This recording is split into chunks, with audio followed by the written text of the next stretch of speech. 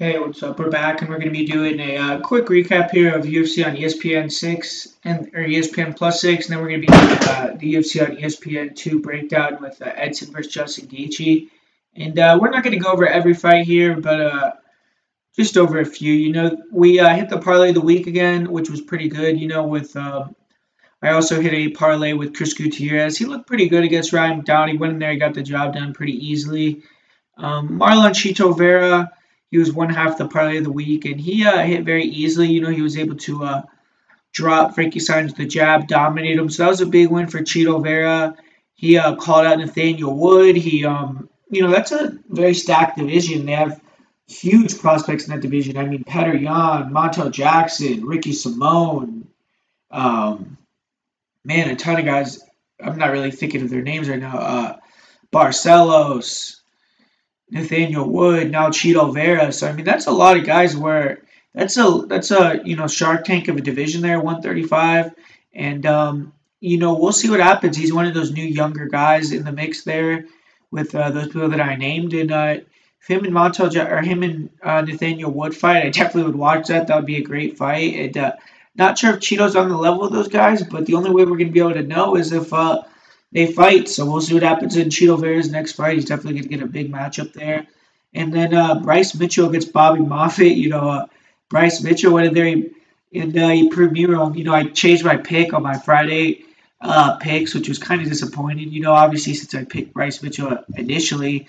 But he did look a lot smaller than Bobby Moffitt. He even said after the fight that he definitely needs to gain weight because Moffitt was much stronger than him overall during the fight. But he was able to work at 100% rate almost the whole fight. He was always working. He was always moving, even on the ground on top.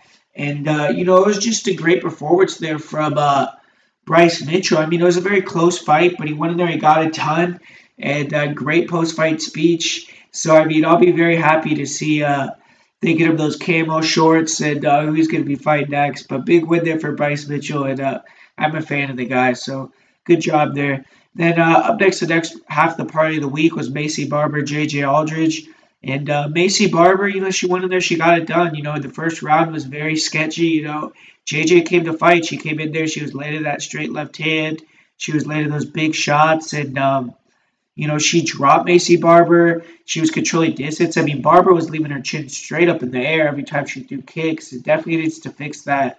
But in the second round, she stopped going southpaw. She stopped throwing as many kicks and started using a lot more boxing, a lot more clinch fighting. You could tell the tide of the fight was changing because she was landing some nice knees, nice elbows in the clinch, and slowly started to land some nice big shots and eventually finished J.J. Aldridge. So huge win there for Macy Barber. I mean, she beat a girl who, in my opinion, won 10 consecutive UFC rounds. So very impressive. And for J.J. Aldridge, I mean, that's not a bad loss at all. She went in there and she fought a tough fight with a very promising prospect. And Barber's probably going to be getting a top 10 matchup in that division next, maybe top 15. And J.J. Aldridge, I mean, she proved her worth as well. I feel like she is a top 15 fighter in that division, even though she doesn't have, a number next to her name. So big win there for Macy Barber. And don't think it drops the stock there of J.J. Aldridge at all. Then Luis Pena, Stephen Ocho Peterson had a bet on this fight, was incorrect with that one with Steven Peterson. Thought he was going to be able to do more with the takedowns. He did take the back once. He was looking for a submission, but most of the time Pena was able to sweep with Kimura, was able to dominate the fight. And, I just feel like, he's going to be able to use that length in the future to have successful fights, but I still am not really 100% sold on Luis Pena. And Stephen Ocho Peterson, I mean, he's always going to give us very fun action fights, but he just doesn't have that skill set, man. So, nice win there for Luis Pena. And Ocho Peterson, I'm sure they're going to keep him around to test these young prospects because he does have a lot of fun fights. Then Juicy Formiga against Davis and Figueiredo. I feel like I had a good read on this fight. Davis and Figueiredo using a lot of those big motions, trying to get close to Formiga. Formiga was using that movement, ducking under, getting those takedowns, and Figueiredo just couldn't get up off of his feet, man. So, great performance there for Juicy Formiga, and you have to give him some credit. I mean, this is a guy that was the #1 fighter in the world coming into the UFC. He And he got embarrassed. He had those losses, knockout losses to John Dodson, Joseph Benavidez. And a lot of people wrote him off. They said he'd never be, a top guy in the UFC again. And now he's back. I mean, he's arguably the number one guy in the division. I guess he's going to be fighting against Joseph Benavidez. Cejudo's going to fight Morose. And we'll see what happens. I mean, if he's going to get that fight back. The first time him and Henry fought, it was a split decision loss for Jussier. So obviously he can hang in there with Cejudo from the past. So we'll see what happens. I mean, Formiga's on a hell of a run right now.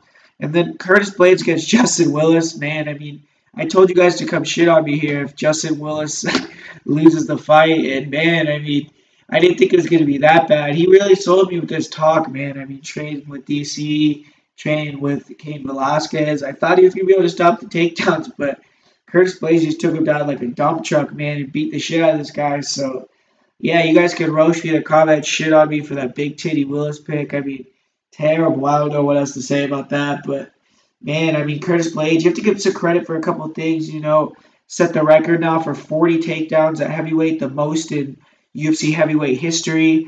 He has 5 wins in heavyweight since 2017, the most in the division. So Curtis Blades looks like he's definitely a future, maybe even UFC champion. He's only, I think, 26, 27 years old, and he has about 10 plus years there at heavyweight. So, I mean, he's definitely going to be a problem for a lot of guys. Then the main event busted our most confident pick of the week with that Superman KO by Anthony Pettis. I mean, looked like Showtime was getting pieced up there a bit. I mean, great range, great distance control, almost the whole fight by Wonderboy Thompson. That jab was busting up Pettis. I mean, he was clearly winning first 2 rounds with ease, and then Pettis was chopping up those lead leg of Wonderboy a little bit. He was landing some nice leg kicks. Wonderboy definitely was feeling some of those kicks, but man, I mean, landed that perfect time Superman punch, took him out of the fight. I mean, what a performance there by Anthony Pettis, and he's definitely going to get a big-time fight next. I mean, he called out the winner of this upcoming main event, Gaethje versus Barboza. Obviously, he already lost fairly convincingly to Barboza, so if Gaethje wins, it's a more fun fight. It's a fresher matchup, but I would love to see this new, come forward, hands high, all-action style for Pettis against either guy there. That'd be a hell of a fight, and, Pettis came in, he got the win when a lot of people, including myself, wrote him off, so great job there by Anthony Pettis. He, went into a new weight class and took out a very top guy, a former title challenger, a former guy that a lot of people thought should have won the belt. So Anthony Pettis is, back in the mix, either 155 or 170. So great job by Anthony Pettis. And we're going to move on now to UFC on ESPN2, the breakdown. So, and for the first fight of the night here, we have Alex Perez against Mark De La Rosa. And this is a very fun fight. Alex Perez, Mark De La Rosa, they're 2 flyweights. They're going to be fighting at bantamweight here. Alex Perez, he's coming off his first UFC loss. He was 3-0 previously to that in the UFC. And he was finishing round 1 by Benavidez. But Benavidez, he's one of the best fighters in flyweight history, so it isn't something to be ashamed of. He's going to be looking to bounce back here with the win. It's going to be his first fight at bantamweight in the UFC. He is a big flyweight, and I think the move will be fine in terms of size for Perez. Perez is a well-rounded fighter. He's a finisher. He's a come-forward stalker. He likes to stalk opponents to the cage. He has good footwork, head movement. And he cuts off the cage well. He makes it feel small. Good leg kicks. He throws very strong overhand rights, nice 1-2s, very heavy right hook, and overhand right. His right hand has power. He will throw the right hook, straight left hand combination. Very fast hooks in close range. Likes to counter with the left hook. Against Jose Torres, he blitzed him with hooks, uppercuts, and combination. He was able to attack the body with punches. He does that well in fights. He throws nice lead elbows. He's also good at grabbing the tie plum, landing knees to the head. Throws a lot of volume, especially in round 1. He's very strong. In that fight I just talked about earlier with Jose Torres, he landed 104 strikes in round 1. And he did struggle a bit in his last match with the speed of Benavidez. He had a hard time closing the distance. Benavidez was able to hit him and angle off a few times. He is a big 125er. I do feel he'll probably be able to cut the cage off better at 35 even. He does have 4 KO TKOs. He's only been finished once by strikes in that last fight against Benavidez. And Perez is a solid grappler. He likes to get in the clinch, throw big uppercuts, hooks. He's very good in the dirty boxing range. Good in transitional periods too. He'll throw tight clinch knees on the break. He has good body shots, nice double legs, occasional body locks, but he really has a really awesome single leg. Very good at using fakes, feints, setting it up with his right hand. On top, he is pretty good. He has good control. He's good at finding the back. He will turk the legs, move them out. He's dangerous with chokes. He loves to get the front headlock position. He'll look for a lot of variations of chokes there. Anacondas, darces, guillotines. He has finished 2 of his last 4 wins by anaconda choke. He's very good at sprawling, getting into that position, and he'll use it to attack or scramble to top position. And in his last fight, when he was taken down by Joseph Benavidez, he was hit with some hard ground and pound, and he kind of just seemed to accept defeat, just stay in position without moving, and the refs just stopped the fight. He has 6 submissions himself, but he has been submitted 3 times. He has good cardio. He's able to keep a high pace for all 3 rounds. And he's going to be the faster fighter here. He needs to try to stay tactical, land shots as De La Rosa tries to get his combinations going. De La Rosa walks forward in straight lines. He doesn't have a lot of head movement. Perez definitely is going to land some shots. De La Rosa seems to stop sometimes in scrambles. Perez could also capitalize on that. Like against Tim Elliott, after some scrambling, he just seemed to relax when he was in the front headlock position and he got darsed. And darces are one of Perez's best submissions. But for Mark De La Rosa, he's had a good start to his UFC career. He took a loss in his UFC debut, but now he's won back-to-back fights. That one loss was on short notice against a former UFC title challenger and Tim Elliott. And De La Rosa, he throws heavy, doesn't throw a lot of setups. He throws heavy lead and counter left hooks. Throws a lot of left hook, right uppercut combinations. He has nice hard hooks in close range. He has fast hands. He'll unload with hooks and uppercuts to close the distance. He's very good at constantly walking fighters down. He's good at slipping punches, coming back with counters.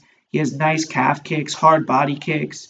He'll also throw the occasional head kick, but isn't very fluid with his head kicks. He's flat-footed. He doesn't move his head. And he can get hit with some nice shots coming in. He has a good chin. He isn't the greatest athlete, and I definitely feel he's going to struggle with more explosive strikers on the feet, but his constant forward pressure, his leg kicks, his ability to wear shots, continue to come forward, and just wear opponents out is probably his best strength. He does have some pop in his hands, but I wouldn't say he has knockout power. He is someone who wears on fighters over the course of 3 rounds. He only has 1 TKO. He's never been finished by strikes. He's very physical, but in this fight, I'm really not sure who's going to have this strength advantage. He tries to use boxing to push fighters towards the cage. Then he gets inside where he can get the takedown. He'll grab double underhooks or the plum clinch. He has good clinch takedowns off the cage. Good job getting high crotch singles, transitioning to the back. Good reactive double legs. And on top, he's very heavy. Nice elbows. He passes guard very well. He's good at taking the back. He has great control on the back. He's good at locking the body triangle in, looking for that rear naked choke. He can't be taken down himself, but he does have good defense overall. Decent scrambling ability. He has a good guard. Fast hips. He throws up triangles, arm bars. He almost did get Tim Elliott in a couple submissions off his back. He has great cardio. He's a tough guy. He's good at taking shots, continue to come forward. He definitely won't back down. He did struggle to take down Joby Sanchez in his last match, and don't think he's going to be able to take Perez down. I think De La Rosa needs to go forward, try to make this a war. Needs to eat the shots of Perez, continue to march him down, land shots of his own. He's going to be at a speed disadvantage here. And at range, I think he needs to go forward, try to land leg kicks, and just continue to push Perez back, get him tired. And if he can get this fight into round 3, he may be able to start looking for the takedown, get a submission. But I think overall, his main game plan here should be try to use those leg kicks, forward pressure, backing Perez up, get him tired, and then go for the takedowns here and try to get the submission. But I think Alex Perez should get the win here. He's the faster fighter on the feet. I think he hits harder. He's more technical. He's also going to be the better wrestler. I think he can take De La Rosa down. He needs to be careful in the guard of Mark, but when he passes it, I do think he could look for submissions. I do think De La Rosa is a tougher guy, and if it's a dogfight, I see him pulling it out. But I'm going to say Perez is able to win a fight via second-round submission by Darce choke. I think he's going to be able to start to get in some scrambles on the ground, and I think De La Rosa is just going to, stay in a position for too long at one point and get submitted in the fight. So I'm going with Alex Perez via second-round Darce choke submission. And up next, we have a fight that I actually have a play on already, and it's a women's fight with Sabina Mazo. She's going to be making her UFC debut. She's young. She's a 22-year-old prospect, and she's going to be taking on six-fight UFC veteran Marina Morose. Morose, she's moving up to 125 for this matchup. This is going to be her first fight there in the UFC. And for Mazo, she's a tall, lanky striker. She has a nice jab, very quick, straight punches. She likes to throw a jab, right hook. She also attacked the body with straight right hands very well. She likes to throw nice uppercuts in combination. Very good at peppering with fast shots, then mixing in those more powerful straight punches. She can't overwhelm opponents with volume. Good front kicks, round kicks to the body. Very nice leg kicks, and she has nasty round kicks to the head. She has multiple head kick knockouts. She's very good at disguising that kick, making it look like it's going low to the body or to the legs, and then bringing it up high. She's good at throwing that kick in mid combination. She will grab the Muay Thai plum, land a knee to the body, to the head, disengage. She does stand tall. She's flat-footed, and she can hold her chin high, and she can be hit clean. When she punches, she does hold her chin high. She does kind of have that similar style with Macy Barber. Not style, but the similar thing where she holds her chin high in the air.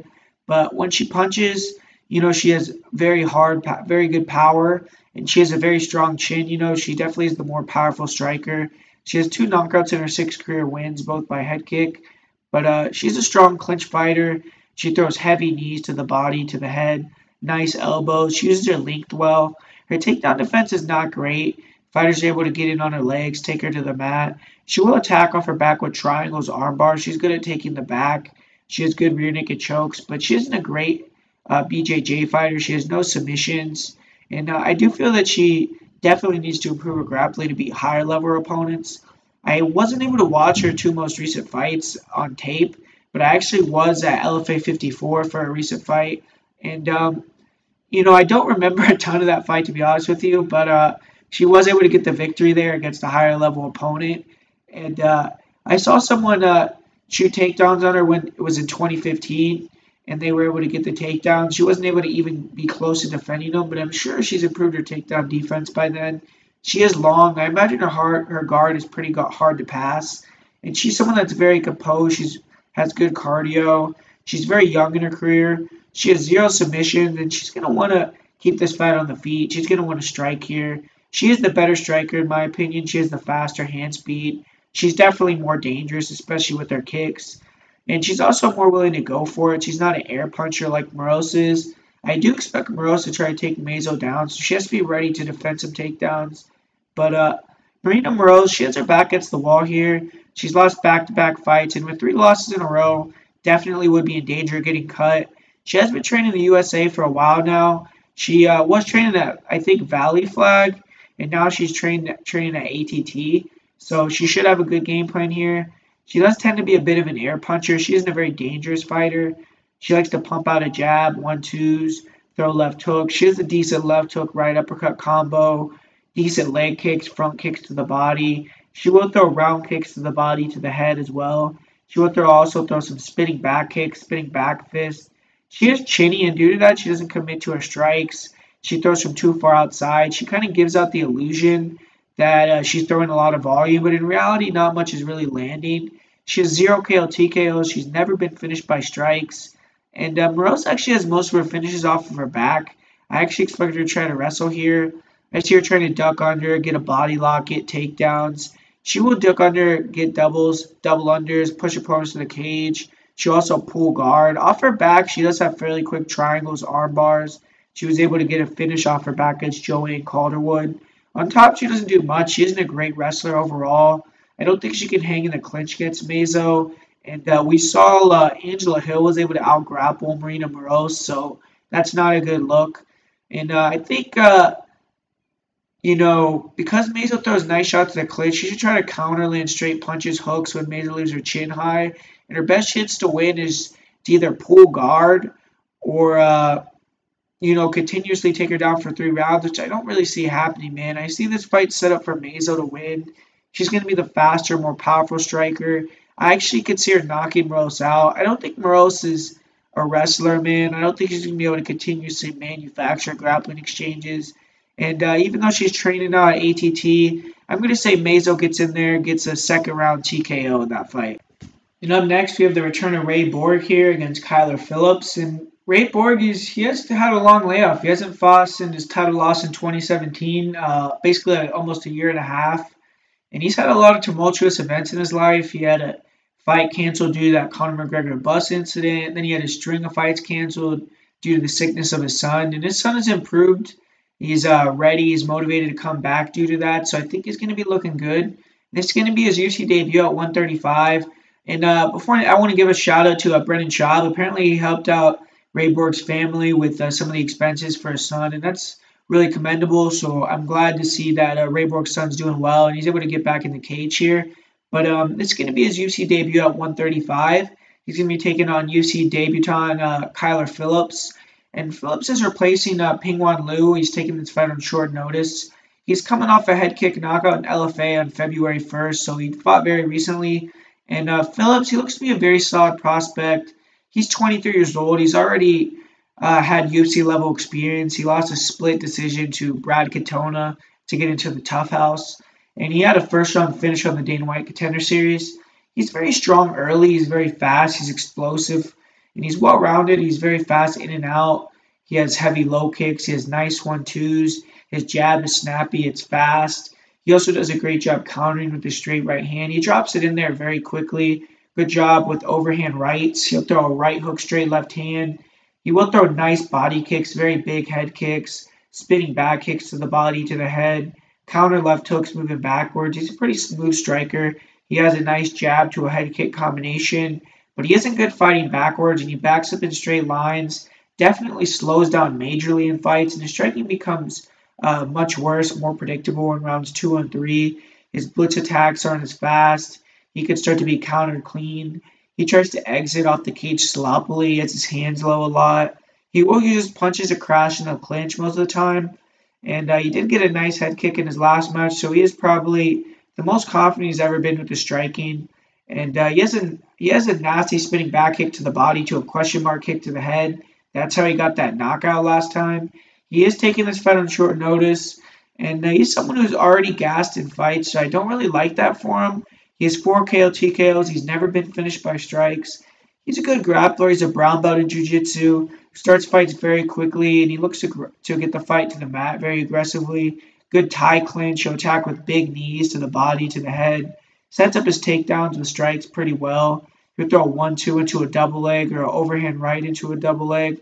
Good body locks. He can definitely overpower fighters early in fights. He's very good at getting the back. He's always looking for that. He has solid mount, very good ground and pound. And when he takes the back, he's good at flattening opponents out. He'll finish with ground and pound. He'll look for rear naked chokes. And when he gets tired, he becomes very lazy in grappling situations, though. He will not move fast enough when he exits. He allows fighters to, get a hold of him. And he almost flop to his back instead of using his energy to defend the takedown. And off his back, he really doesn't do much. He'll attack in his guard, but he isn't a proficient.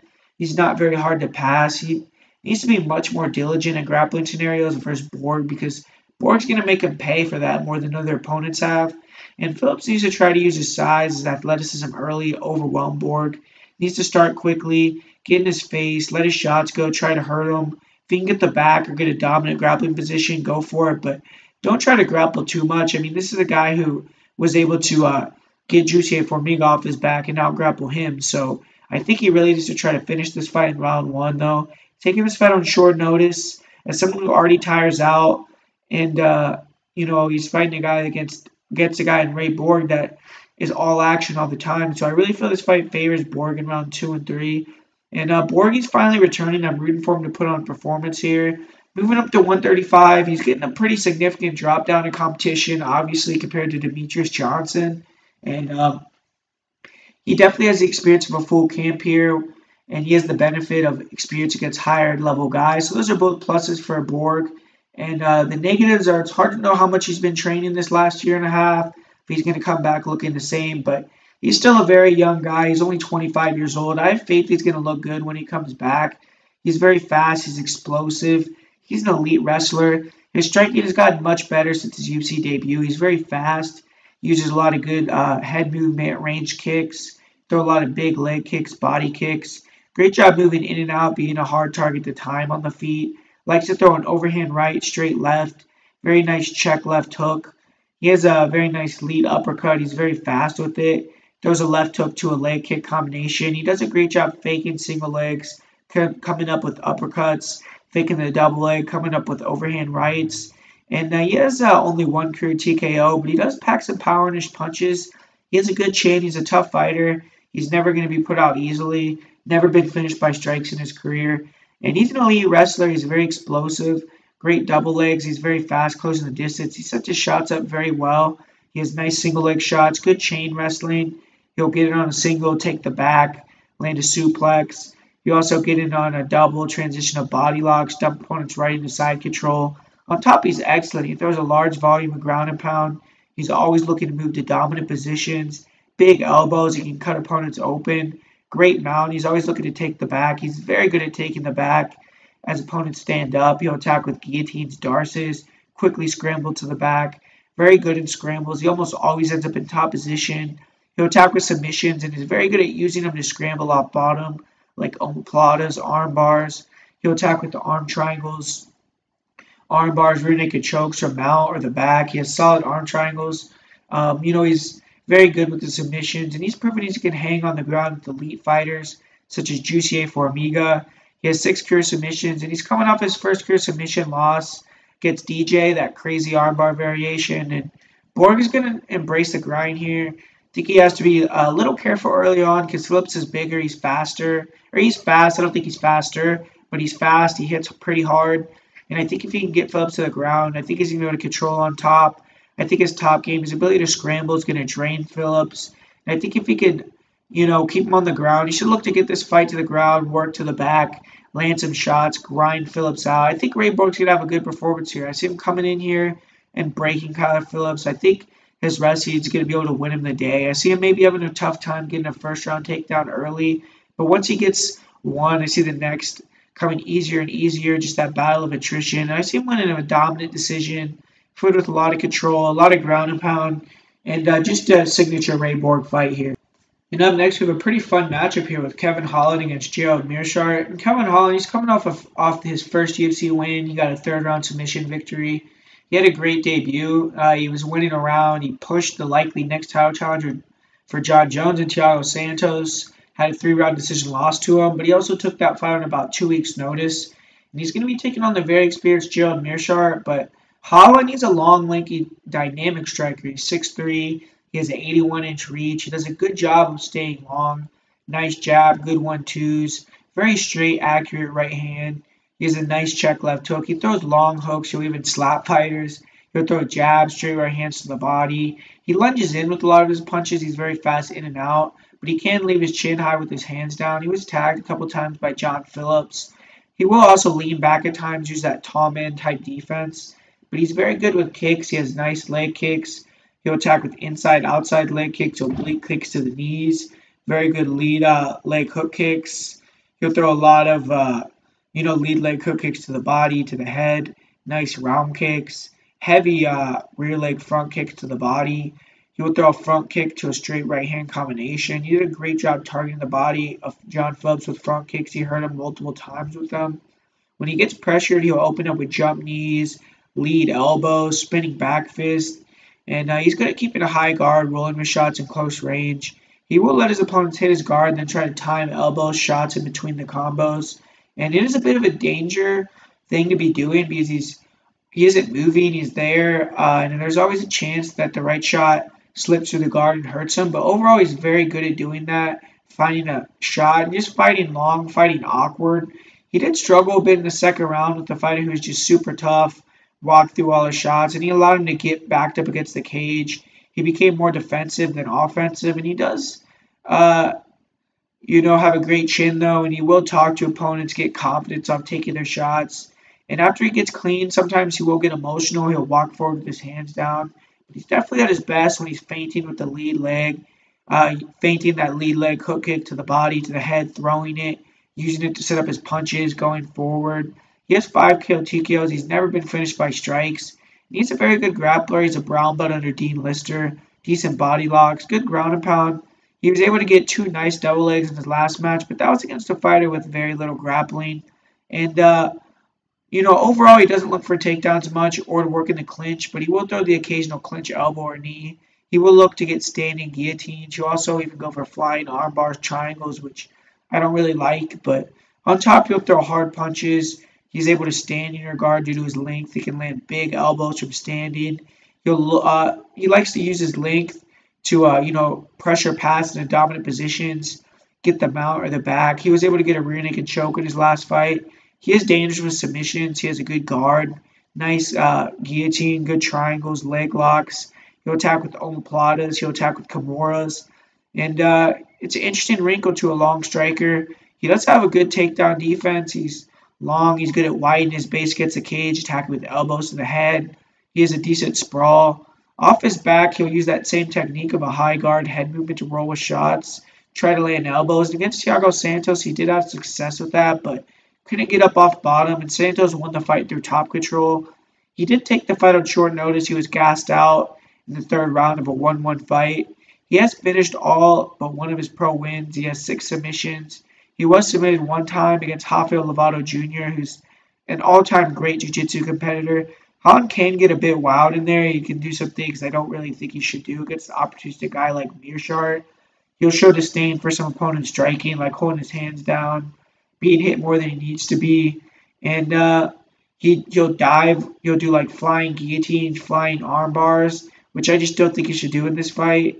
But Holland's trying to keep this fight standing. He's going to have a big speed advantage. He should just fight long. He should use his front leg. Keep Meerchaert off balance, feint, throw the lead leg, hook kick to the body, to the head, the front kicks to the legs, stay long with his punches. If he can back Meerchaert up, stay long, stay fast, he should have no problem keeping him at the end of his strikes. I do feel that in top position he could have success against Meerchaert. I feel like he could take him down. But personally, I wouldn't try to entertain much grappling. Definitely wouldn't pull guard or go for a flying sub against a guy like Meerchaert. I don't think he would be a fish out of water on the ground with him, but staying on the feet, in my opinion, gives him the easiest, least dangerous path to victory. And Gerald Meerchaert, he's coming off a quick first-round loss to Jack Hermanson, but he's proven he's a dangerous guy. He's been up and down in the UFC. He hasn't had that breakout win yet, but he's a massive 185er. He's an action fighter. He's usually the fighter moving forward. He has a decent jab. He has a good straight right hand. He will counter with right hooks. He likes to get fighters moving back against the cage. He'll unload with longer punching combinations. He'll attack to the head, to the body as well. And he has nice short elbows in close range. Nasty kicks. He'll throw nice low leg kicks. Powerful body kicks. Goes up top with head kicks as well. Overall, his striking to me is not great, though. He leaves his head on the center line. He can get hit clean with big counters. He's heavy on that lead leg. He can get chopped down. He's very tough, and his ability to take a shot is key to his victories. He has 6 KO TKOs in his career, but overall, he isn't a big knockout threat on the feet. He's only been finished by strikes one time in his career. And Meerchaert's a good grappler. He has a lot of submissions. And he's susceptible to being taken down himself. We saw that in his last fight. He was taken down quickly and handled on the ground. He has good single leg takedowns. He does a good job timing singles when opponents throw kicks. Nice body lock entries. He's very physically strong in the clinch. Good control. He has nice short knees, short elbows. He will grind in the clinch, then eventually drop down for a double or a single. Good chain wrestling. He can transition from body locks to doubles to singles pretty fluidly. On top, he has strong ground and pound. He'll rain down punches, elbows. Good guard passing. He's heavy on top. Opportunistic with chokes. He has a lot of different chokes he can pull off. He's got guillotines, arm triangles, anacondas, rear naked chokes. He can be taken down pretty easily with body locks with double legs. He allows fighters to move quickly to dominant positions. He stays calm, but he can lose rounds through being controlled. He was finished very quickly in his last fight on the ground. He has 20 submissions in his career, but he has been submitted 8 times himself. Meerchaert should try not to chase, should try to cut off the cage while walking Holland down. And he has to get Holland back against the cage, throw overhands into takedown attempts, try to get Holland on his back, work ground and pound, look for submissions. Meerchaert has to be going forward, and I think is too slow to fight at range with Holland. If he can get Holland backed up, gets a cage, is able to mix in takedowns, he could win the fight. But Meerchaert, not Holland, nor Holland have been to a decision in the UFC. I definitely expect a finish in this matchup. I think Kevin Holland is just too good of an athlete here. I think Holland's constant range attack, his movement, is going to give Meerchaert problems closing the distance. Meerchaert isn't like John Phillips, where Holland has to worry about being KO'd with one shot. He can open up more. I don't see Meerchaert being able to take down and control Holland for 3 rounds. He may take him down, but I think Holland can get back to his feet, eventually get a TKO. I think he'll either finish with strikes or drop and submit Meerchaert. I say round 2, rear naked choke. Holland just won a grappling bout on March 9th. I expect his grappling to be on point here, so I'm going with Kevin Holland to get the win, and pretty confident in that pick. And up next, this is a great matchup here with Enrique Barzola. He's long been one of my favorite fighters personally. He's won me a lot of money, and he should be a lot better having been training at ATT here. He's won 4 consecutive fights in the UFC. He's a tough Latin America's winner.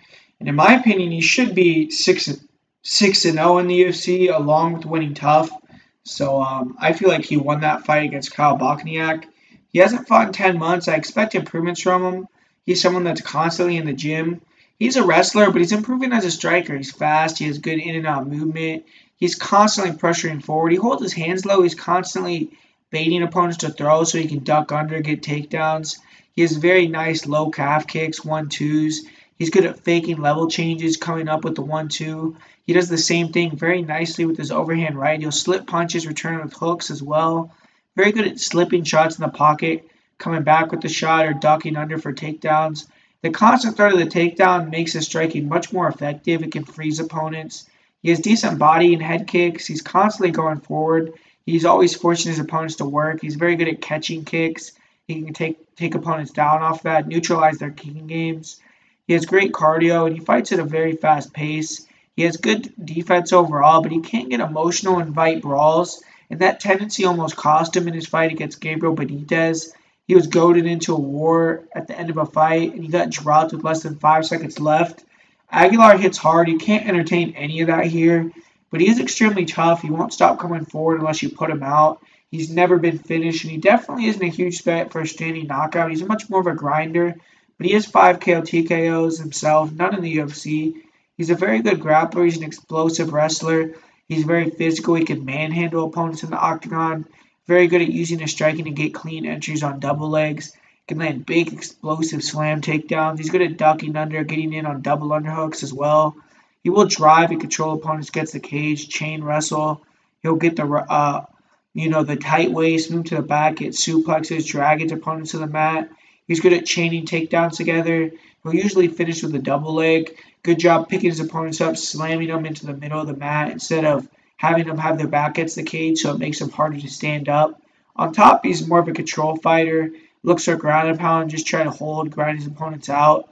He does have some pretty solid ground and pound elbows.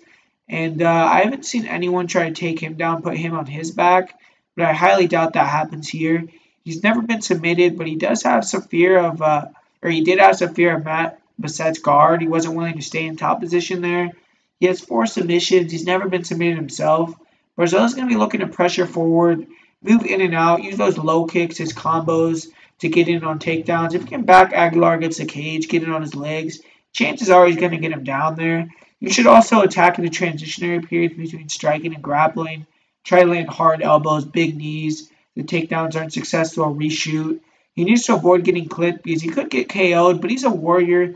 He'll push the fight, and if Barzola gets takedowns, he will win the fight most likely. Kevin Aguilar, he had a very fun fight in his UFC debut, back and forth war against Rick Glenn. And if he gets a win over the 5-1 Barzola, that would be extremely impressive. Most likely it would get him a top 15 opponent next. And Aguilar is a brawler. He has huge power in his right hand. He's more of a counterpuncher. He tries to use lateral movement, walk opponents into his punches. He has a fairly good jab. He's decent low kicks. He does a good job leaping in with nice left hooks. He has a devastating overhand and right hook. He will throw the overhand right at range and his right hook in the pocket. He's nasty with that right hook in the pocket. He's willing to sit down, trade shots. He can stand flat-footed, and I feel he needs to use more movement because if not, Barzola is going to take him down. He will throw straight punches in combination. He has a nice straight left to a right uppercut combo. He'll attack the body with punches. He will throw the occasional body or head kick, but he isn't much of a kicker. Tends to allow himself to get backed up early, get reads, and by the end of the fight, he's doing the stalking himself. He isn't overly athletic, but he's deceptively fast. His power is always to be respected, and he can also eat big shots, continue to march forward. He's hittable. He doesn't move his head much, but he can take a shot. He has 10 KO, TKOs. He's only been finished once by strikes, and that's the fight he likes. He likes being in a back-and-forth war. Aguilar isn't a grappler, and he'd prefer to fight to be contested on the feet, especially in this one. He can get backed up to the cage, but his power makes opponents hesitant to get inside. He's also good at timing uppercuts when they try to level change. His takedown defense looked improved against Rick Glenn, but his takedown defense isn't great in my opinion. He's flat-footed. He can be double-legged. He can be tied up against the cage. He was taken out and controlled in both rounds 1 and 2 against Joey Gomez on the Dana White Contender Series. He won a split decision in that fight. He was able to drop Rick Glenn in round 3. He landed some big ground and pound from top position. Tends to get better and see the takedown entries easier as the fight goes along. Off his back, he doesn't have much, and I do think if Barzola takes him down, he can hold him down. He only has one submission. He's never been submitted himself. Aguilar needs to keep this fight on the feet. He needs to make Barzola pay for closing the distance. He has to land his right hand in close, deny the takedowns, try to time an uppercut. If he gets Barzola with a big shot or knock him out, he could finish the fight there. Obviously, Aguilar definitely has that one-punch type of power, but I feel Barzola will win here. His footwork, his in-and-out movement, I feel he's going to give Aguilar problems. He's going to be able to dart in and out, land some shots, get takedowns. I feel he'll go to Aguilar into a war, then duck under, take down Aguilar. I feel when he takes him down, he'll be able to keep him there. And I feel as he continues to take him down over and over again, that his gas take's going to be holding up better than Kevin Aguilar's. So I'm going with El Fuerte again, Enrique Barzola. I have a bet on El Fuerte, Enrique Barzola, and very, very confident that he gets the job done here. I just think he's going to be able to overwhelm this guy with the wrestling. And up next here we have Ross Pearson against Des Green. And I feel like the UFC kind of felt bad that they gave Des Green all those hard matchups to start his career. They're giving him some softballs here because they're giving him some guys out of the retirement home these last 2 fights. I mean, Ross Pearson, Gleison Tibau, so he's getting back-to-back fights here. I guess he did have to go fight Marbek Taisumov as well. And that fight was very close. I mean, that was a fight where a lot of people thought that Des Green could have got that decision. And Marbek Taisumov is a big-time prospect. He's a guy that, a lot of guys think is very good. So, that was a very close fight. Desmond Green was able to make it a close fight. But the thing about Desmond Green, man, that even though he's a big favorite in the spot and he deserves to be a big favorite, I mean, we just saw Ross Pearson get picked apart, dominated by John Makdessi. He's been knocked out very badly in a recent fight against Dan Hooker. And I think he's lost 5 out of his last 6 fights and 6 out of his last 8 fights or something like that. So he's definitely, not on a good trajectory. His one win was against Mizuto Hirota in his recent run, which Hirota as well is another very old guy. I think he's like 37, 38 years old. And I'm not sure if Hirota's even still fighting anymore after that loss to Christian Yagos. So, that wasn't an impressive win there. And then he followed that up with that beatdown loss to Makdessi. I mean, he took a ton of damage in that fight. But think about Des Green, like I said, that makes it a little bit nerve-wracking even against a guy like Ross Pearson, is that he makes these fights close, man. He doesn't pull the trigger. I mean, you're sitting here saying all these 3 fights, Rustam Kavalov, Michel Prazeres, and Marbek Taisumov, you could say arguably that Des Green won all 3 of those fights. But even with Gleison Tibau, man, I mean, he could have taken Gleison Tibau out, man. He definitely could have taken out Gleison Tibau. And he let him off the hook. He let him stay in the fight. And, if he's going to go out here and just let Ross Pearson and him have a little point sparring match, and they're going to be going back and forth, counter. I mean, Ross Pearson could come in here and get a very fucking bad decision victory, but I think that's an unlikely scenario here. I think Des Green's a younger guy. He's the faster guy. He has better movement. He hits harder, probably the better wrestler. And he should go in there and dust Ross Pearson. I mean, he really should. He should go in there and get a first-round KO, TKO. And I'm going to say he does that, but, man, I mean, Des Green is one of these guys that doesn't really like to go for it. So I wouldn't be surprised if we saw a decision victory here either for Des Green. But Des Green really should be able to go in there and put it to an old Ross Pearson. So I'm going Des Green via first-round KO, TKO. And up next here, we have Jessica Aguilar against Marina Rodriguez. And not going to spend a lot of time on this fight, to be honest with you. I mean, it was initially supposed to be someone else fighting Marina Rodriguez. I think Alexa Grasso, which that was a more fun fight, because they would have stood up and struck with each other most likely. But Marina Rodriguez, she's a very nasty striker, nasty in the clinch, pretty good range striker. She has a pretty good record in kickboxing, Muay Thai, one of those. And, she's long. She keeps good range. And in the clinch, I feel like she's probably going to batter Jessica Aguilar pretty good. But we saw that Randa Marcos was able to get those takedowns into dominant positions against Marina, but Marina was able to survive.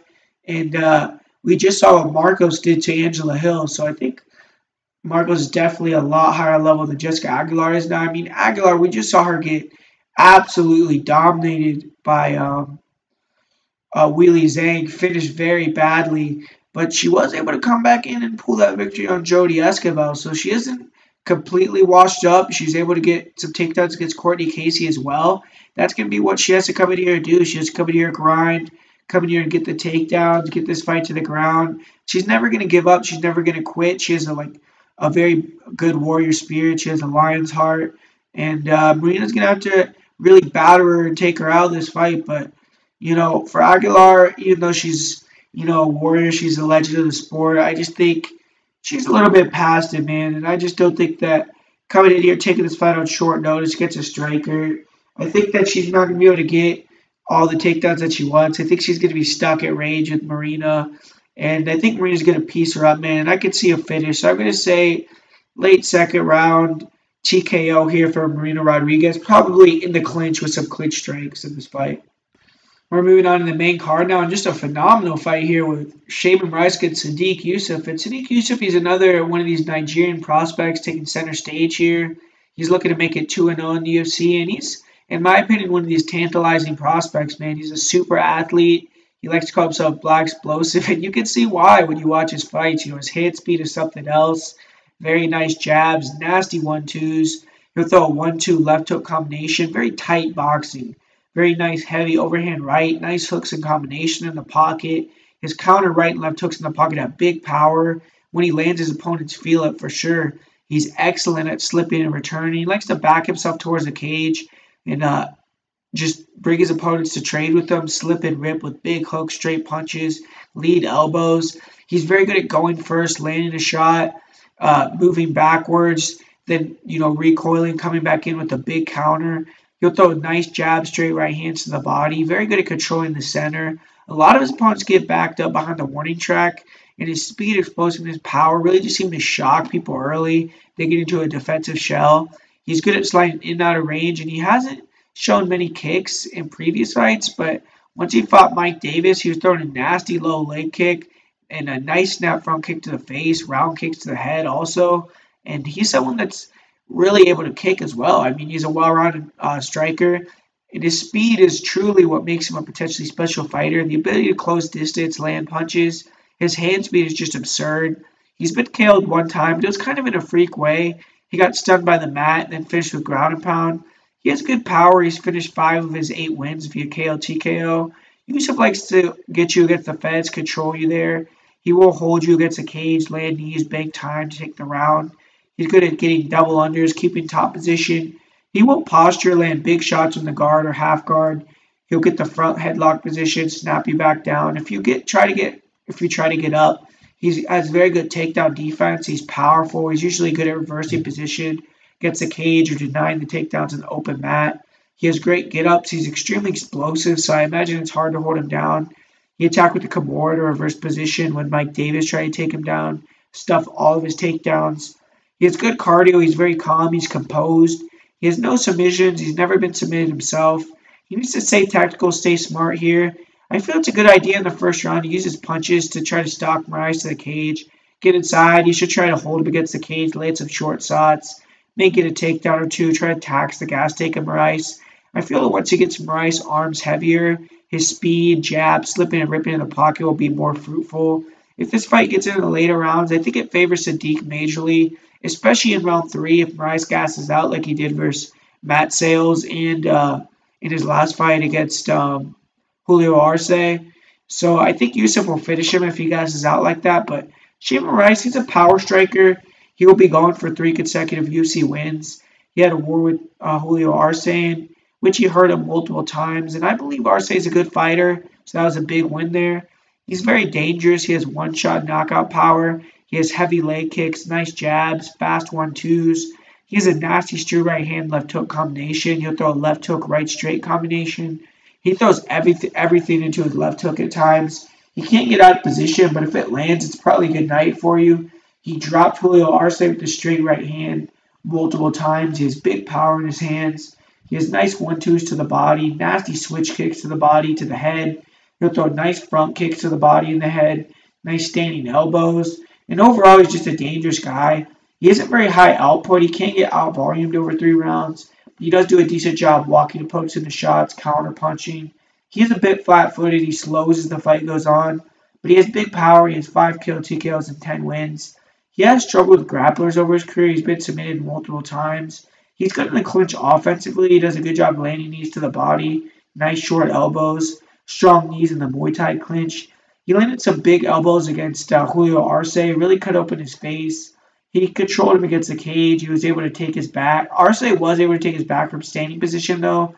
And he allows fighters to get in on body locks, get in on double legs. He's pretty good off his back, though. He has good triangles, leg locks. He's improved his takedown defense. It's much better than it was earlier in his career, but he can be taken down. He did show some nice ground and pound in his last match. Did a good job stacking the legs, coming down big straight punches, hammer fist. When he can't get into a dominant position, posture up, he can land some heavy shots. He isn't a submission threat from top position. He has no submissions in his career. He has been submitted twice, but that was against good fighters, Morose a beat. And Morose, he needs to slow down majorly in this. He tends to slow down majorly in fights. He was almost finished in round 3 against Matt Sales. And Rice needs to try to go forward, force Sadiq into more of a war. I don't think he has the same type of fluidity, speed with the straight punches and combinations, tightness. And Sadiq, I think he's just a little bit less wild, and he needs to make it a more of a wild fight to get it done. You should try to get Sadiq to put his back against the cage and throw those hard hooks, straight punches. His power always makes him a guy who can win the fight against anyone. But I'm very high on Sadiq. I'm not jumping off the train here. I think that he's going to be the physically stronger, more explosive athlete. I think early he'll control him with grappling and then take him out on the feet. But both fighters hit hard, but Sadiq hits, both fighters hit hard, but I think, Sadiq gets hit much less. He's good in and out. He can catch Morose more, in my opinion. He needs to worry about not getting caught, but if he doesn't, I think his speed, his accuracy, his volume will win him the fight. I think Morose will slow down as the fight continues. And I'm going to say Sadiq gets an early 3rd round finish in this fight. So, yeah, I'm going with Sadiq Yusuff here. And the Nigerian takeover continues here. Kennedy and Njoku, whatever I would call him, Kennedy. He's a huge Nigerian. He's fighting out of Fortis MMA. He's 6'5". He's an 83-inch reach. He's a massive 205er. And he's very green, though. I expect him to come out, show some big improvements every time out. He's only been training MMA for 5 years. Still very raw. He tries to fight long. He throws a jab out there. He has good hand speed, fast 1-2s, decent front kicks to the body. He'll throw round kicks to the head. You could definitely tell he's just thinking and learning in there, though. He'll be very low volume at times. He doesn't throw many strikes besides his 1-2. There's a lot of reaching out with his hands. Fighters are able to land over the top. He also has that tall man defense. He leans back instead of moving his feet. He has been dropped. He gets hit clean in many fights. He does hit hard. He has 4 KO TKOs in 4 fights. He's never been finished. And, he's not a great grappler. He's strong in the clinch. Though, actually, he gets wrist control. He can land hard elbows. If he gets on top, he obviously has good ground and power. He's a big, powerful guy. But his takedown defense is very questionable. He allows fighters to get on his legs, get double legs easily. He also gives his back as he stands up. And the caliber of fighter he's faced hasn't been able to capitalize on that. But I think Paul Craig might be able to. He doesn't seem to have anything off his back. He's a fish out of water. He hasn't been able to stand up fairly quickly against some fighters, but the fact he's been taken down by such low-level opposition is a little alarming. He does seem to have pretty good cardio. He has no submissions. He's never been submitted. Kenny needs to keep Craig on the outside with his shots, then try to land hard elbows, punches when Craig tries to get takedowns. He needs to try to stay long, use his jab, 1-2, sit down more on his punches, try to hurt Craig. This is a huge step up in competition for Kennedy. Needs to be very sharp here to get it done, in my opinion. Paul Craig, he's a 5-fight UFC veteran. He has his back against the wall here. He's lost 3 or 4 fights. Definitely needs a win. He has much more experience. He's fought the much different competition. And Craig isn't a great striker. He likes to kind of throw out a jab and try to stay long. He does have a long reach, but his reach is not even close to as long as Kennedy's is. He'll throw spinning kicks to the body, to the head. He'll throw jabs to the body, front kicks to the head and to the body. But, he doesn't have great striking overall. Seems to fall in love with one shot, get super predictable, like throwing a switch high kick over and over. He'll throw the same overhand right over and over. And, when opponents throw overhits, counters, jab, he doesn't have much of an answer. He doesn't seem to react well to shots. He's been finished in 3 of his last 4 fights. Took a lot of punishment against Ankalaev in the win as well. He doesn't have great power. He only has 1 career KO, TKO, but Paul Craig is a dangerous submission artist. He has 7 submissions and 8 wins. He has good dirty boxing. He'll attack with hard uppercuts, solid knees, but he's open to be hit in close range. Definitely needs to be careful there against Kennedy. He has a good single leg, good double legs. He showed improved wrestling against Ankalaev and Kroot. He doesn't have incredible top control. Fighters have been able to stand up from under him, but he's able to attack with front chokes. And he has, good short punches, elbows on top. And I feel like if he gets on top of Kennedy, he could take his back as well. And off his back, he's dangerous if you're in his guard. He has good triangle, good arm bars. He'll land hard elbows in his guard. He beats fighters up off his back. If he passes guard, fighters are able to hold him down, beat him down as well. He does do a good job being calm, surviving. He just needs one moment to lock up a submission, but his cardio isn't bad, but it's not great. He is able to go for 3 rounds. You should look to use his striking, get inside, get takedowns here. I do think that he can get them, and if Kennedy, tries to give his back when he gets up, he could potentially get a submission. But, Kennedy's long, his guard may be hard to pass, but I don't see him sweeping or threatening with subs against Craig. If he tries to get up, we'll see if he's going to be able to. Craig isn't too outgunned on the feet either. I could also see him landing a clean shot on the feet, and I think this line is crazy, man. Kennedy, he's fought no one. He doesn't exactly look like a world beater. Craig's last 2 fights have been against very good prospects in Kroot and Ankalaev. He's gotten takedowns on them, and he's proved, his game to the end. He subbed Ankalaev after he was dominated in the dying moments of the fight. I think Craig's going to be able to get a takedown in round 1, take the back, and get a submission here. So I'm going to go with Paul Craig to win a UFC fight in 2019 via first round finish. First round rear naked choke for Paul Craig. Now, next year we have a battle of 2 top 10 strawweights here at Karolina Kowalkiewicz against Michelle Waterson. And Karolina, she's looking to bounce back from arguably the best knockout in women's strawweight history. It's only been 5 months since she got knocked out like that against Jessica Andrade. This is a pretty fast turnaround.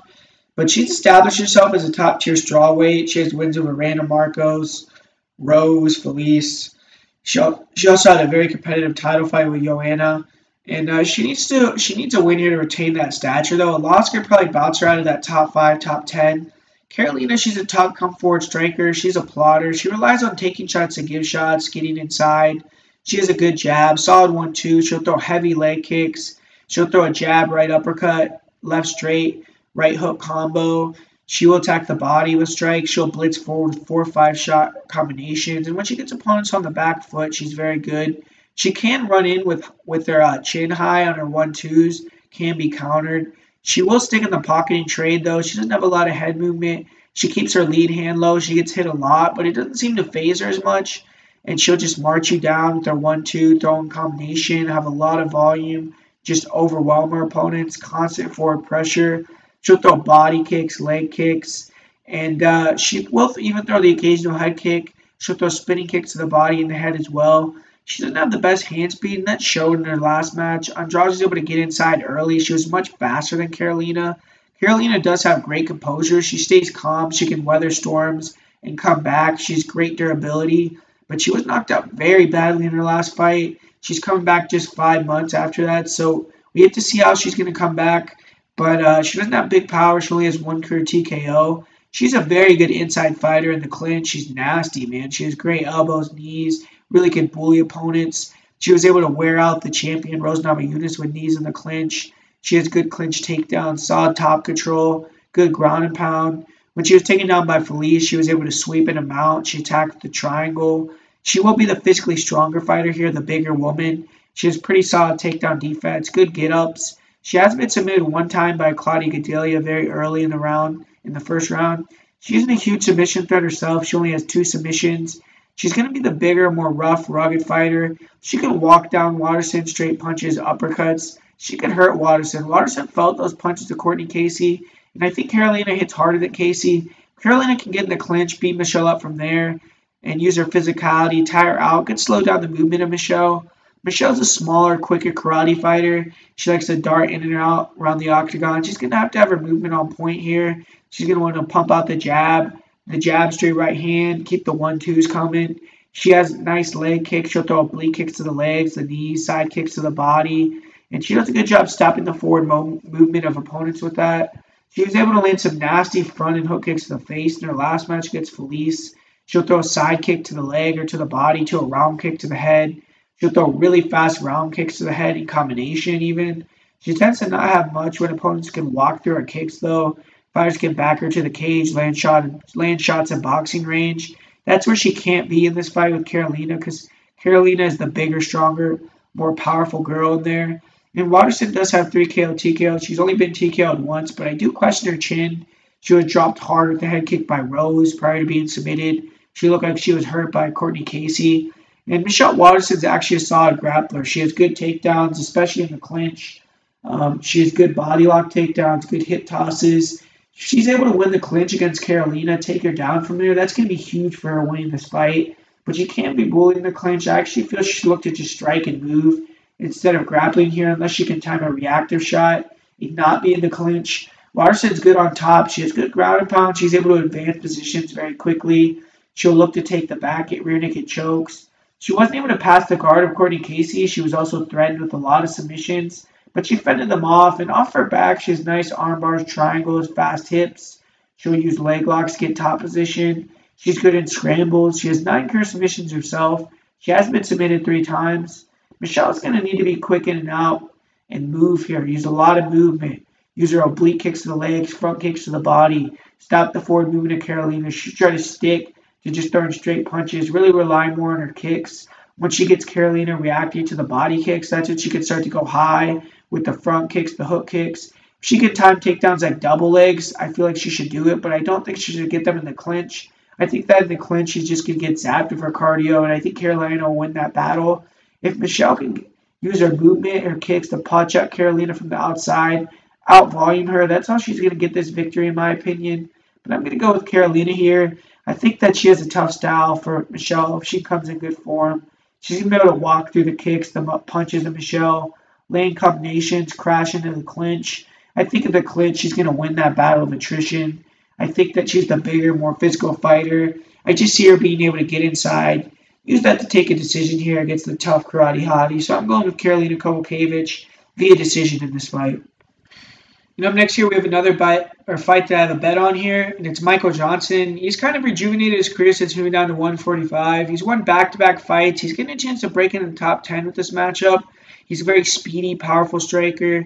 He's a southpaw. He has great lateral movement. He'll keep the distance with a straight left hand. He'll throw jabs to the head, to the body. Solid 1-2s. He'll attack the body with a straight left hand as well. He'll throw a nice right hook, straight left hand combination. Very nice leg kicks. Nice rear leg head kicks. He will stay in the pocket, rely on his speed, throw straights and hooks. And when he connects, he can put fighters' lights out. He's extremely fast. And actually at 145, he's done that much less. He's fought much more technical so far. He used to take more chances, stick around in the pocket, look to land his left hook more, go forward. He's now using much more lateral movement, staying long, hitting, not getting hit. And he's largely dominated the stand-up in his last 3 fights at 145, but just out-volume his opponents. He's always had big power, even 155 pounds. You could definitely not get over-aggressive with a guy like Johnson. He has 8 career KO TKOs. His most recent KO was of Dustin Poirier, who's set to fight for the UFC title soon. He has a great chin, good defense, very tough to finish standing. He's only been finished 1 time by TKO, an absolute war against Justin Gaethje. And Michael Johnson was a JUCO wrestler, but definitely doesn't look to wrestle in a lot of his fights. It's actually been the weakness in most of his UFC fights. He was able to get a nice double leg in his last match late in round 3 against Artem. He was able to control him on the mat, sealed the win. I don't see him wrestling at all in this fight. I see his lateral movement, his hand speed, making it hard for most fighters to get inside on him. Even when he fought Khabib, he was able to land some shots, troubled him with his footwork early on in the fight. But he has been taken down, dominated by multiple fighters, guys like Paul Sass, Miles Jury, Reza Madadi, Khabib, Darren Elkins. And that's definitely the path to victory against MJ. And he tends to not have much off his back. He doesn't have great get-ups. He'll give his back to stand up. His rear naked choke defense is questionable. He got finished by rear naked choke by Darren Elkins. Almost finished by rear naked choke against Andre Feely. He has been submitted 4 times in the UFC, 8 times overall. He just has 3 career submissions, 0 in his 20-fight UFC career. And Johnson's faced a much higher level of opposition here. Holds those marquee wins over big names such as Tony Ferguson, Joe Lozon, Dustin Poirier, Edson Barboza. And Johnson's going to want to keep the same game plan he's had in his last 2 fights. Use his hand speed, his lateral movement, pot shot, out-volume his opponent. Needs to attack with the jabs, the straight lefts to the body, to the head. Keep the volume high. He's going to be the faster fighter here. If he can keep it standing, not get clipped with a big shot, definitely feel he should win with volume. Needs to be ready to sprawl as well. Josh Emmett, he's returning from a long layoff. He was forced to take over a year off after injuries he sustained in the Jeremy Stephens fight. He had multiple orbital and face fractures. He was forced into emergency surgery. It was absolute brutal knockout. We have to see if he's ever going to be the same after that. He's trained on a Team Alpha Male, so they won't know what Johnson wants to do, having Feely just fought him. But Team Alpha Male has been really struggling lately. Need a win here. And then he's a 155. He's a big, muscular dude. He's explosive. He has knockout power. He's light on his feet. His movement isn't bad. Can slip in the rip in the pocket fairly well. But he doesn't use a lot of setups. His striking revolves mainly on his overhand and straight right. He uses a lot of big movements to close the distance. He'll throw a 1-2 to the body or to the head to an overhand right. He'll throw a right hook to the body to an overhand right to the head. He will throw occasionally, leg and body kicks. He'll throw switch kicks, rear leg roundhouse kicks to the head. He likes to throw flying knees, jumping kicks. He's fast himself. If you stay inside with him, he can close the distance quickly with very powerful combinations.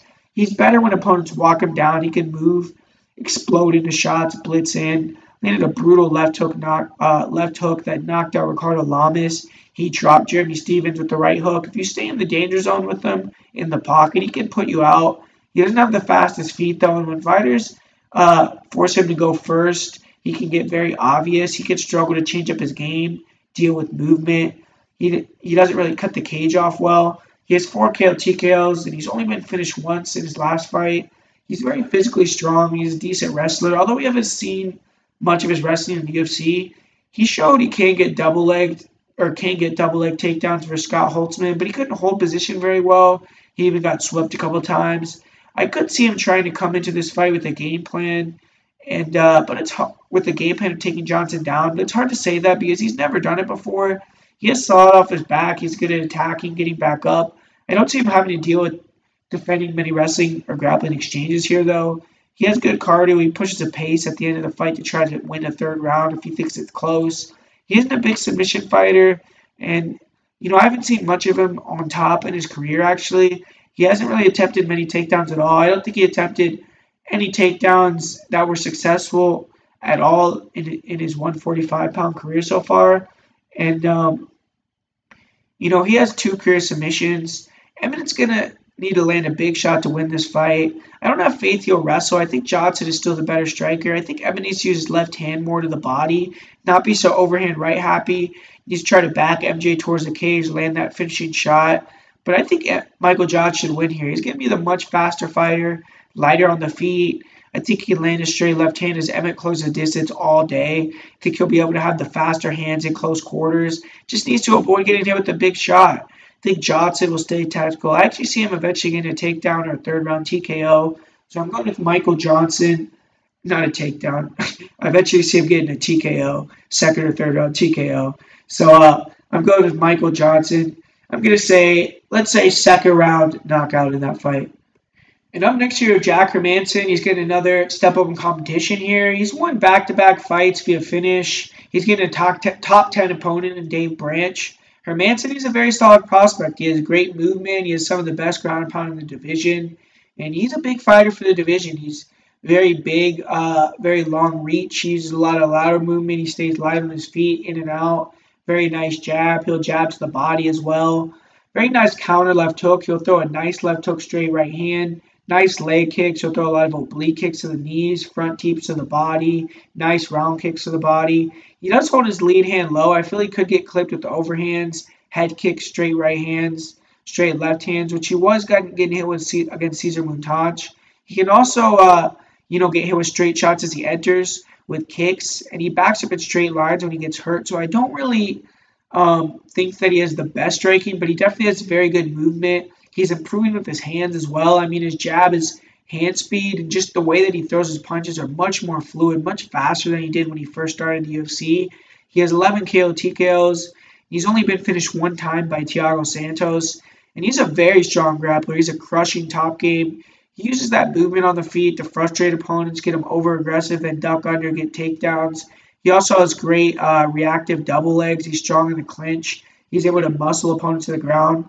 On top, he just has a phenomenal top game. I mean, we saw in his last fight, he was able to take down Gerald Meerchaert within the first 30 seconds of the fight, able to eventually get a Darce. But he has great guard passing. He's able to move to the mount or the back very quickly, where he has some of the best ground and pound in the division. Once he takes the back, he's able to flatten opponents out, and he doesn't let opponents out of position very easily. He has great top control. He's definitely going to want to get on top of Bridge at some point in this fight.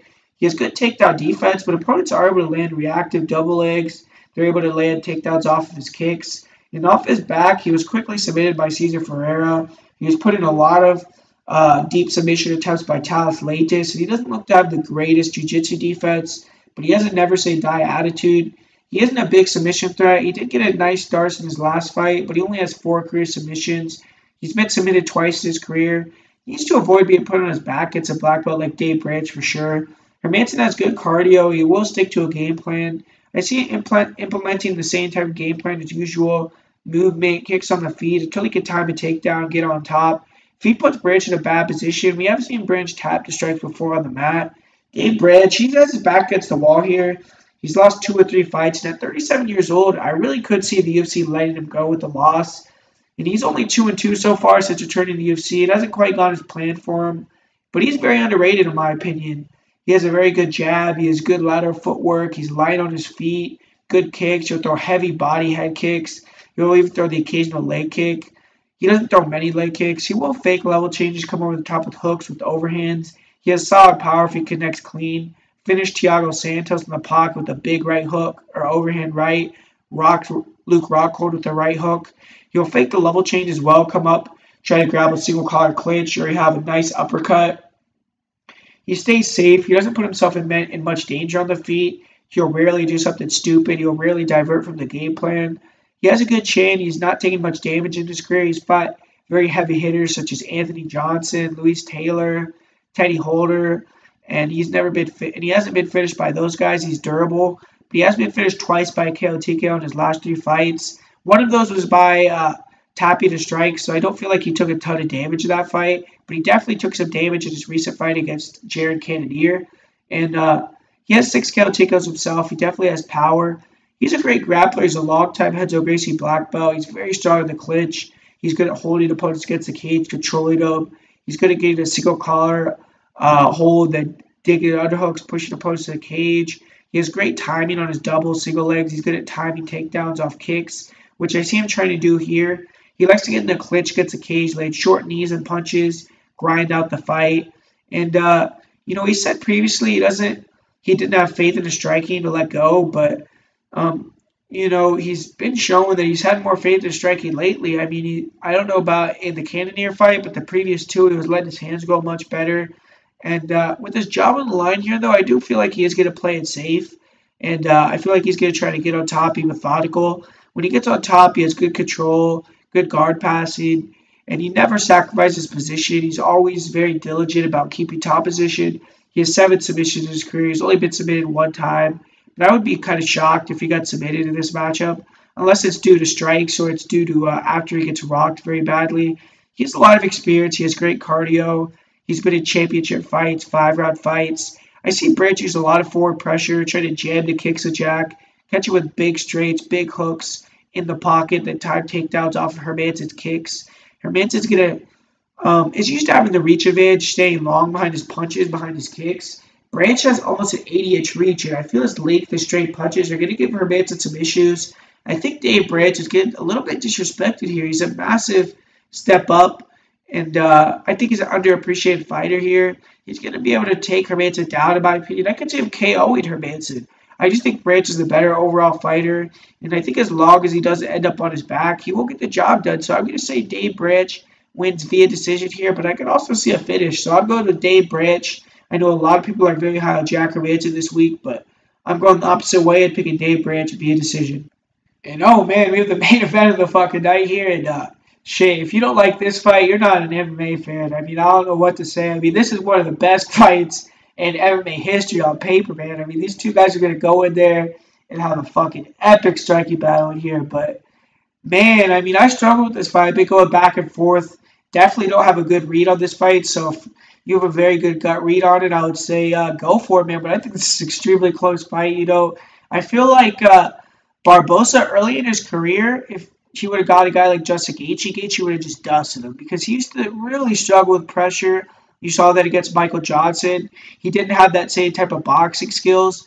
But then when he went to Mark Henry's camp and you see him fight a guy like Tony Ferguson, the way that he's fighting, dealing with that pressure is just so much better. It's night and day, man. I mean, he's landing disgusting hooks to the body. He's angling off, landing nice, nasty right hooks, left hooks. I mean, he was teeing off on Tony Ferguson. And, man, I mean, Tony Ferguson is just a freak. That guy continued to go forward. And once he cut Edson Barboza, it really kind of changed the tide of the fight. But, man, I mean, Edson Barboza can deal with pressure now. I know a lot of people are questioning that, but I feel like he really can for sure. He does seem to get a little bit tired with that forward pressure and fighting going backwards, though. Dan Hooker even got a little bit tired doing that, was able to get him to the ground because he seems like once he gets pressure, he'll do stupid things. You know, he'll shoot for ill-advised takedowns. He'll, just do things. He seems like he kind of breaks for forward pressure at times, but he's gotten much better at dealing with that. And, man, I mean, the switch kicks he has to the leg kicks, the inside leg kicks he was laying on Dan Hooker, the switch kicks to the body, the front kicks. I mean, this guy's just so fucking fast. I mean, he's going to be so much faster than Justin Gaethje here. That's going to be a huge thing in this fight is the speed advantage of Edson Barboza because if he's able to just land those body shots, land those leg kicks, land those body kicks, angle off, and just beat the shit out of Justin Gaethje, I mean, maybe the pressure game won't be able to work as well because as he could be weathered really badly as the fight goes on. I mean, I could see Gaethje being beat up here. And, man, I mean, Gaethje he's just another one of these guys where he could potentially pull a Tony Ferguson on Barboza as well. That's why this is such a good fight. And Barboza, his chin is always something to be questioned. I mean, he's a little bit chinny. We've seen him draw to the jab against Cowboy Cerrone. We've seen he kind of reacts poorly to being hit straight on the chin. So, definitely he's a little bit chinny, but he's gotten much better at even taking punishment, man. I mean, we've seen it against Kevin Lee, against Khabib. He's able to stick it out with these guys when he's getting just destroyed in the fights and even keep his power. You know, he almost finished Kevin Lee in the fourth round with the spinning heel kick after getting beat up for 3.5 rounds. So 4.5 rounds. So I mean, Edson Barboza is a dangerous guy. You never want to deal with those knees in the clinch as well. Or in the clinch, I mean, he has those nasty knees. He can land those knees off the break. And I feel like the way Justin Gaethje ducks his head, there could be a big flying knee coming for a knockout win here for Edson Barboza. But for Justin Gaethje, I mean, the name of the game for Gaethje in this fight is going to be pressure, man. He's going to need to get inside, jam those kicks of Edson Barboza, throw those overhands, get in boxing range, and just try and land a big shot. I do think he's going to land some leg kicks, throw some leg kicks, but man, I don't know if he's going to have such an effective leg kicking game as he has in previous fights. I mean, I feel like Barboza is going to beat up the lead legs of Gaethje too, so that's going to be very interesting there.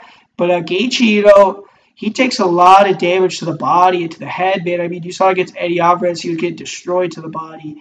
He gets beat up in every fight he's in. I mean, all of his fights, I mean, whether he wins or loses, you know Justin Gaethje's going to get beat up. I mean, that's a guarantee. And it's not good to get beat up against a guy like Edson Barboza. I mean, I guess you can't say that. He won it there in his last fight and just dusted James Vick. So if he goes in there, can close the distance, lay an overhand right, and just dust Edson Barboza, I mean, that's a path to victory for sure. It's possible, but man, I mean, I don't know. Edson's traded ATT now. He looked phenomenal in his last fight. I just think the speed is going to be a big deal, man. I think that Edson's going to land shots, angle off, and I feel like Gaethje's going to come with that forward pressure. He's going to be a warrior. But Gaethje has gas tank issues himself. He tires out in fights. This is a 5-round fight, though. I mean, man, this is tough for me to pick. But I'm going with Edson Barboza. I'm going to pick Edson Barboza. I might switch this pick on Friday. Not sure. But for now, picking Edson Barboza. I'm going to pick him via 3rd-round knockout. I just think that Edson Barboza, man, I just feel like, shit. I mean, I think that he's just going to be too fast, man. I think he's going to be too fast. He's going to lane. He's going to be able to angle off. And I think by the time that Gaethje maybe starts to land some shots, implement his game, maybe wear on Edson a little bit, I think he's going to be too beat up, too behind. And I think Edson's going to be able to find a finish somewhere in this fight, 3rd, 4th, 5th round, late round finish. But like I said, man, I've been going back and forth on this fight. Been really having a tough time picking it, so might change my pick here. But for now, my pick is going to be Edson Jr. Barboza to get the win here. I'm going to say 3rd-round knockout in that fight. And for the most confident pick of the week this week, I'm going to give you guys, I guess I'll say Desmond Green. And for the parlay of the week, I'll say to do a parlay of the week with Sabina Mazo and Enrique Barzola. So that's a pretty good odds for the parlay of the week. I think it's going to hit. Confident in both those picks. And we've been hitting these parlays of the week lately, so jump on the train. Comment, like, subscribe. Make sure to subscribe if you're not subscribed for sure. And, like I said, I'm going to put my PayPal link in the description. So if you're feeling generous, please, send me some money on my PayPal. It really helps a lot. I'm going to try to, this second half of the year, I'm going to try to start doing more things, more type, maybe interviews, things like that. I just have to figure it out. I have to find some time too. I have another job. I'm going to school. So I'm doing a lot of things, but really like putting out this content for you guys. As long as you guys, continue to watch it, continue to like. It got another 100 like video last week. So thanks a lot, everyone. You guys have been supporting hardcore. Keep putting those comments in. Tell me who you think are going to win, what your bets are, and hopefully we'll have a good time watching the fights this weekend and make some money. So I'll see you guys in 2 weeks. This is the first time we're going to have a little bit of a layoff. If you guys want me to put out a video this next week, maybe I will. Maybe I'll think of something, just like a quick topic. Maybe you guys could write some topics down there for some videos I could put out next week since there's no fights. But we'll be back to break down the April 14th card. And like I said, have fun watching Barboza versus Gaethje.